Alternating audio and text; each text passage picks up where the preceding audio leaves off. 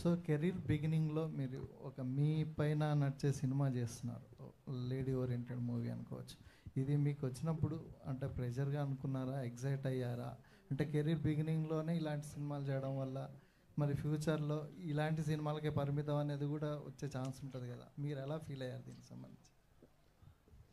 Actually career బిగినింగ్లో లేనండి. నేను సినిమాలు ఒక 9 సంవత్సరాల నుంచి చేస్తున్నాను. నా ఫస్ట్ సినిమా 2015లో రిలీజ్ అయింది. సో ఒక 9 ఇయర్స్గా ఉన్నాను. మీరు చూస్తే నా ఫస్ట్ చేసిన సినిమాలు అవి కొంచెం కమర్షియల్ ఆస్పెక్ట్లోనే ట్రై చేశాను.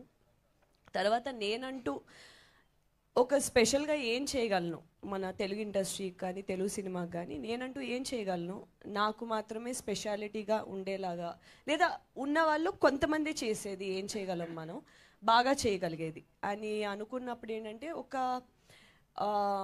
కథని మనం నమ్మి, డైరెక్టర్ ఒక విజన్ని మనం నమ్మి స్టోరీలో ఇప్పుడు ఎస్పెషలీ నేను ఏంటంటే ఫీమేల్ క్యారెక్టరైజేషన్కి బలం ఉండే సినిమాలు, బలం ఉండే కథలు చేయాలని అనుకుంటూ ఉంటాను.